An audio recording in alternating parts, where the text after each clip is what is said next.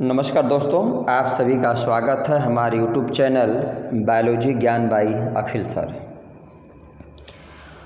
आज हम लोग एंजाइम का अगला वीडियो पढ़ेंगे जिसका नाम है इंड्यूस्ड फिट थियरी, या इसी को हम लोग इंड्यूस्ड फिट मॉडल के नाम से, या इसी को हम लोग कोसलैंड थियरी या कोसलैंड मॉडल के नाम से जानते हैं। इसके जस्ट पहले वीडियो में हम लोग पढ़े थे mode of action of enzyme, meaning enzyme और जो सबस्ट्रेट के बीच इंटरेक्शन के मतलब मैकेनिज्म क्या होती है उसकी व्याख्या के लिए हम लोग जो कि पहली थियरी पढ़े थे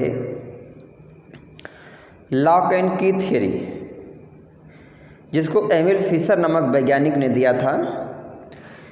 तो उस थियरी के अनुसार क्या था कि एंजाइम की जो एक्टिव साइट होती है वह रिजिड होती है और प्रीसेप्ड होती है, जबकि एक्सरे क्रिस्टलोग्राफी या तमाम जो लेटेस्ट जो मेथड हैं उनके द्वारा जब अध्ययन किया गया तो पाया गया कि एंजाइम की एक्टिव साइट रिजिड नहीं होती है, प्री फॉर्म नहीं होती है। इस कारण से लॉक एंड की थियरी जो है कि फेल हो गई, एंजाइम के मोड ऑफ एक्शन की व्याख्या करने में प्रॉपरली। इसके बाद कोसलैंड नामक वैज्ञानिक आए, इन्होंने एक नई थियरी दिया और जिसका नाम इन्होंने रखा इंड्यूस्ड फिट थियरी। इस थियरी की सबसे बड़ी अच्छाई मेरिट यही थी कि एंजाइम की एक्टिव साइट जो होती है फ्लेक्सिबल होती है और प्रीसेप्ड नहीं होती है। मीनिंग जब किसी एंजाइम के एक्टिव साइट से कोई सबस्ट्रेट जुड़ता है, जुड़ने का प्रयास करता है, तो उसके परिणाम स्वरूप एंजाइम के एक्टिव साइट में कन्फर्मेशनल चेंज होता है और तब एंजाइम और सबस्ट्रेट आपस में फिट बैठते हैं। मीनिंग कि सबस्ट्रेट जब एंजाइम से जुड़ता है तो एंजाइम की एक्टिव साइट इंड्यूस होती है। इस कारण से इस मॉडल का नाम क्या रखा गया? इंड्यूस्ड फिट थियरी रखा गया। अब हम लोग इस थियरी के बारे में तमाम सारे पॉइंट को एक एक करके डिटेल में जानते हैं। देखिए, द इंड्यूस्ड फिट मॉडल या थियरी, अब एग्जाम में अगर थियरी देगा या मॉडल देगा तो उसके अनुसार हम लोग टर्म यूज करेंगे। प्रपोज्ड बाय कोसलैंड इन 1958, मीनिंग कोसलैंड नामक वैज्ञानिक ने 1958 में इंड्यूस्ड फिट थियरी को दिया था। अब प्रश्न ये है कि अगर इसको पूछा जाए कि इंड्यूस्ड टर्म क्यों यूज किया गया, तो इसका आंसर सिंपल से ही है कि एंजाइम की एक्टिव साइट फ्लेक्सिबल होती है और जब उससे कोई सबस्ट्रेट जुड़ता है तो उसके जुड़ने के परिणाम स्वरूप एंजाइम की एक्टिव साइट जो होती है वह इंड्यूस होती है, फिर आपस में दोनों फिट बैठ जाते हैं। इसलिए इसका नाम इंड्यूस्ड फिट थियरी रखा गया। It is more acceptable realistic model for enzyme substrate interaction, meaning इसके पहले जो थियरी दी गई उस थियरी के कंपैरिजन में, तुलना में इंड्यूस्ड फिट थियरी ज़्यादा एक्सेप्टेबल है और रियलिस्टिक वास्तविक प्रतीत होती है। किस लिए? एंजाइम सबस्ट्रेट के बीच के इंटरेक्शन को, उसके मैकेनिज्म को जानने के लिए। इट सजेस्ट दैट, ये थियरी क्या मतलब सुझाव देती है कि enzyme active site is flexible. ये थियरी ये कहती है कि एंजाइम की जो एक्टिव साइट होती है वो फ्लेक्सिबल होती है, मीनिंग उसमें परिवर्तन, मॉडिफिकेशन होता है या संभव होता है। अब इस थियरी का जो है कि कॉन्सेप्ट यही है कि इस थियरी के अनुसार क्या, या थियरी क्या कहती है, तो बता रहे अकॉर्डिंग टू दीज हाइपोथेसिस या थियरी, द एक्टिव साइट या जिसको हम लोग कैटालिटिक साइट भी कहते हैं of enzyme molecule is flexible, meaning enzyme की जो एक्टिव साइट या कैटालिटिक साइट होती है वह फ्लेक्सिबल होती है, लचीली होती है।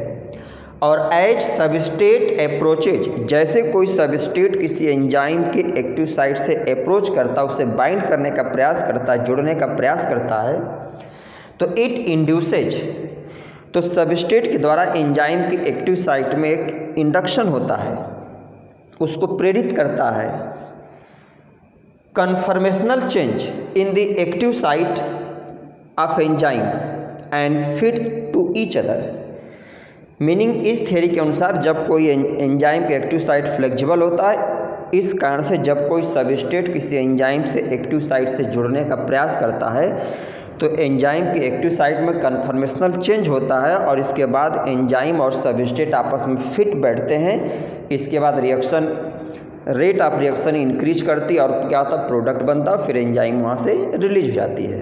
अब देखिए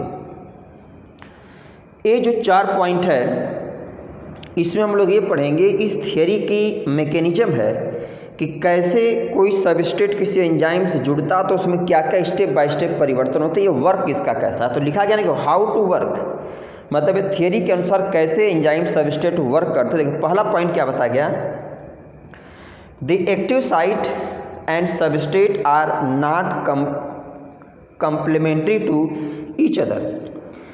मीनिंग कोई भी सबस्ट्रेट जब किसी एंजाइम से बाइंड करने का प्रयास करता है तो एंजाइम का एक्टिव साइट और सबस्ट्रेट का जो शेप है वह एक दूसरे के बिल्कुल कंप्लीमेंट्री या हूबहू एक समान या आइडेंटिकल नहीं होता है, मतलब कुछ उसमें 19-20 का चेंजेज या अंतर होता है। तो आगे बता रहे हैं कि सो इनिशियल वीक इंटरेक्शन, इसलिए शुरुआती दौर में फर्स्ट स्टेप में एंजाइम सबस्ट्रेट के बीच जो इंटरेक्शन होता है बहुत वीक होता है, कमज़ोर होता है। अब दूसरे स्टेप में binding of substrate causes conformational change to active site and perfectly bind. और जस्ट उसके बाद क्या, जैसे एंजाइम सबस्ट्रेट आपस में बाइंड करने का प्रयास करेंगे तो शुरुआती दौर में आप उनका शेप दोनों का सेम बिल्कुल एग्जैक्टली नहीं होता है, तो शुरुआती दौर में उनके बीच इंटरेक्शन वीक होगा। लेकिन जस्ट उसके बाद क्या होता है कि सबस्ट्रेट के द्वारा एंजाइम के एक्टिव साइट में इंडक्शन होता है या सबस्ट्रेट एंजाइम के एक्टिव साइट को इंड्यूस कर देता है और इसके बाद दोनों आपस में एक दूसरे में बिल्कुल फिट बैठ जाते हैं।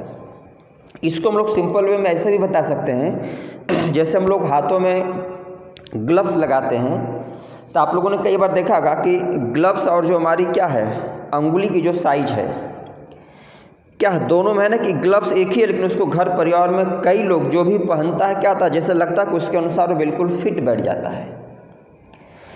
तो सेम वैसे यहाँ बता रहे हैं कि जब एंजाइम सबस्ट्रेट आपस में फिट बैठ जाते हैं तो as a result of perfect binding, जब दोनों में परफेक्ट पूर्ण रूप से बाइंडिंग हो जाती है तो कैटालिसिस या फिर रेट ऑफ रिएक्शन इंक्रीजेज, मतलब रिएक्शन फॉरवर्ड डायरेक्शन में बढ़ेगी। अब इसके बाद क्या हुआ कि सबस्ट्रेट हमारा प्रोडक्ट में बदल गया। अब जब सबस्ट्रेट से प्रोडक्ट बन गया तो एंजाइम क्या करेगी, रिलीज करेगी।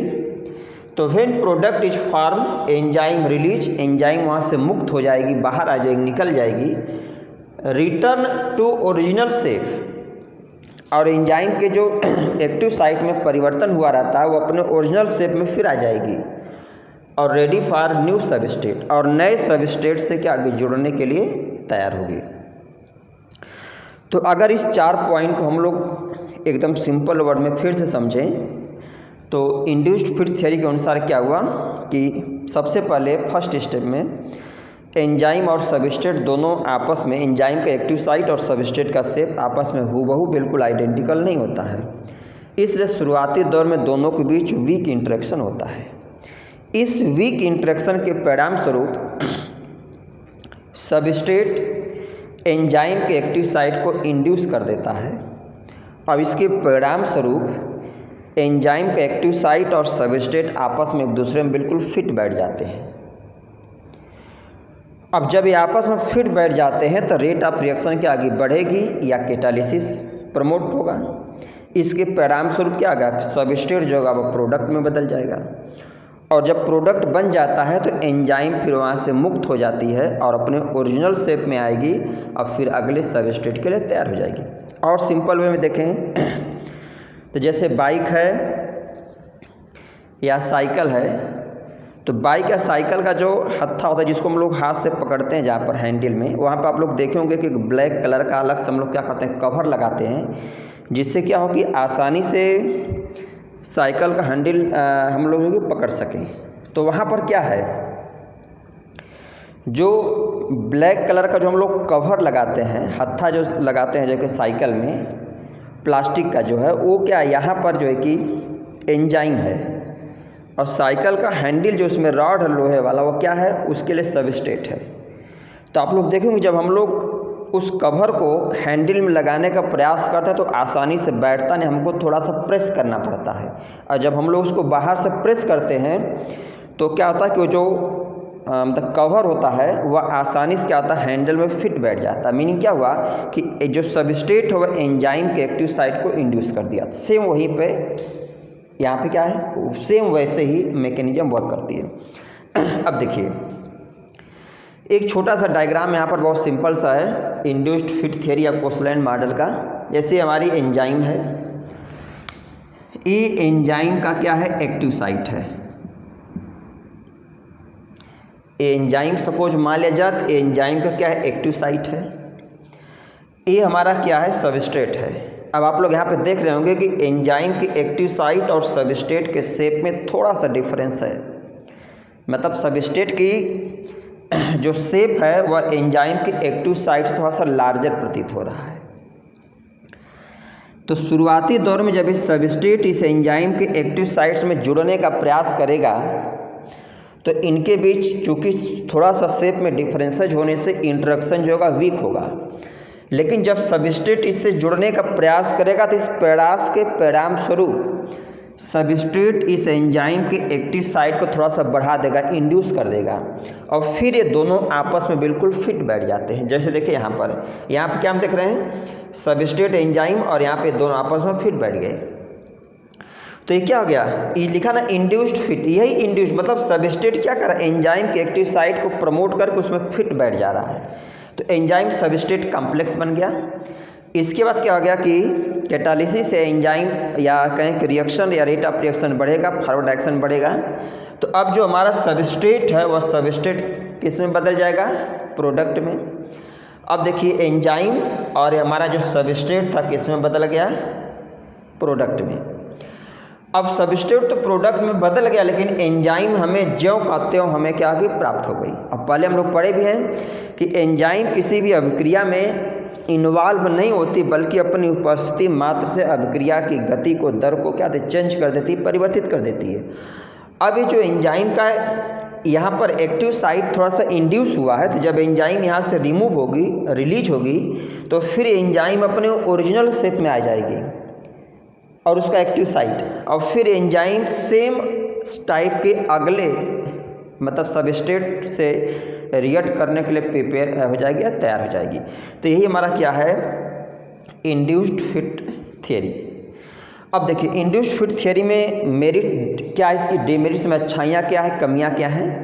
तो हम लोग पहले जानते हैं 5 पॉइंट के माध्यम से कि इंड्यूस्ड फिट थियरी की अच्छाइयाँ क्या क्या हैं। देखिए पहला पॉइंट क्या है कि increased catalytic efficiency, meaning induced fit theory के माध्यम से हम लोग इस बात को समझने में सक्षम हैं, या यह थियरी इस बात को बताने में बिल्कुल सफल रही कि जब कोई एंजाइम किसी सबस्ट्रेट से या एंजाइम सबस्ट्रेट जब आपस में इंटरेक्ट होते हैं तो उनकी जो कैटालिटिक इफिशिएंसी होती है वह क्या होती है, कार्य करने की क्षमता प्रमोट होती, बढ़ती है। दूसरा point, explain flexibility. Lock and की थियरी के अनुसार क्या था कि एंजाइम का एक्टिव साइट रिजिड होता है, लेकिन ये थियरी कही कि एंजाइम का एक्टिव साइट क्या होता है, फ्लेक्सिबल होता है। और ये थियरी फ्लेक्सिबिलिटी को बहुत सिंपल वे में परिभाषित की, क्योंकि फ्लेक्सिबिलिटी कारण ये है ना कि एंजाइम की एक्टिव साइट है, सबस्ट्रेट का शेप थोड़ा सा लार्जर है, तो अगर एंजाइम फ्लेक्सिबल इसका एक्टिव साइट फ्लेक्सिबल नहीं होता तो ये सबस्ट्रेट इसके अंदर परफेक्टली जुड़ता नहीं। तो मीनिंग क्या हो गया कि ये थियरी जो है कि फ्लेक्सिबिलिटी की व्याख्या बहुत प्रॉपर वे में करने में सक्षम रही। तीसरा पॉइंट है एक्सप्लेन एलोस्टेरिक रेगुलेशन। ये थियरी जो है कि एलोस्टेरिक रेगुलेशन को बताने में या उसके जो कि मैकेनिज्म को समझाने में बिल्कुल सक्षम रही या कम्प्लीटली इसको समझाई। चौथा है इन्हेंस स्पेसिफिसिटी। इस स्पेसिफिसिटी की व्याख्या करने में भी ये थियरी क्या है, मतलब सक्षम है। अब हम लोग इस पॉइंट को एंजाइम के पहले पॉइंट में जो कि पढ़े थे कि एक पर्टिकुलर एंजाइम या एक एंजाइम किसी स्पेसिफिक रिएक्शन या सबस्ट्रेट के लिए ही स्पेसिफिक होती है। जैसे कोई अगर यूरिएज एंजाइम है तो यूरिया को ही डिग्रेड कर सकती है, माल्टेज है तो माल्टोज को, लैक्टेज है तो लैक्टोज को। तो मीनिंग क्या हुआ कि इस थ्योरी के अनुसार ये भी कन्फर्म हुआ कि कोई भी सबस्ट्रेट किसी भी एंजाइम से नहीं जुड़ सकता है, मतलब वही सबस्ट्रेट एंजाइम से या उसके एक्टिव साइट से जुड़ सकता है, प्रोडक्ट में बदल सकता है, जिसका शेप क्या हो एंजाइम के एक्टिव साइट से कुछ 19-20 थोड़ा सा उसमें मॉडिफिकेशन डिफरेंसेज हो। और पांचवा पॉइंट है रीयूजेबिलिटी।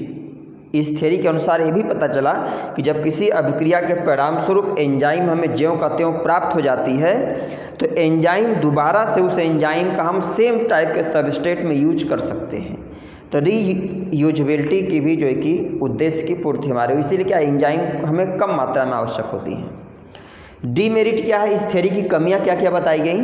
तो पहला पॉइंट क्या था कि इग्नोर केमिकल जो कैटालिसिस। यह थ्योरी केमिकल कैटालिसिस की व्याख्या करने में, मतलब एंजाइम और सबस्ट्रेट जो आपस में इंटरेक्ट होते हैं उनके बीच केमिकली क्या चेंजिंग मॉडिफिकेशन होता है, इसकी व्याख्या करने में असफल रही। दूसरा है इनएडवोकेट फॉर हाईली फ्लेक्सिबल जो है कि प्रोटीन, यहाँ पर छूट गया हाईली फ्लेक्सिबल प्रोटीन।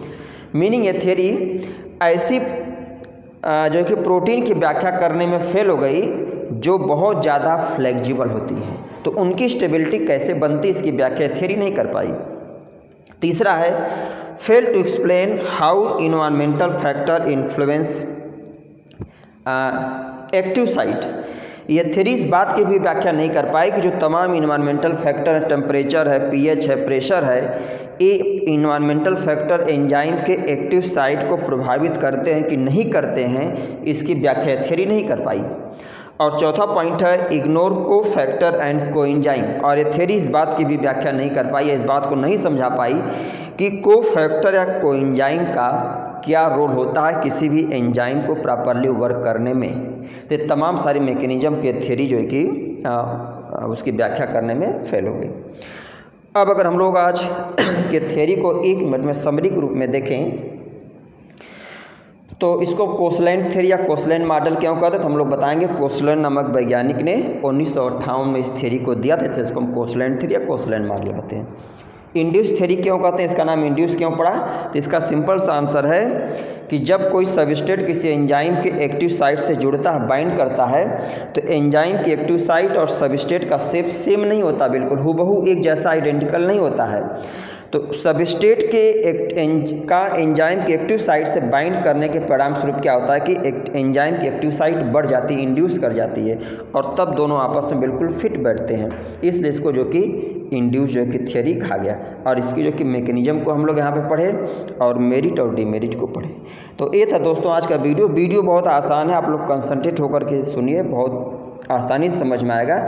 हाँ, वीडियो अगर आप लोगों को पसंद आती है, वीडियो अच्छी लगती है और चैनल पर आप लोग हमारे नए हैं या चैनल को अभी तक सब्सक्राइब नहीं किए हैं तो हमारे चैनल को अवश्य सब्सक्राइब करिए, अधिक से अधिक जो कि शेयर करिए, जिससे हमें क्या फीडबैक मिलता रहे, एनर्जी मिलती रहे और हम ऐसे आप लोगों के लिए वीडियो बनाते रहें। धन्यवाद।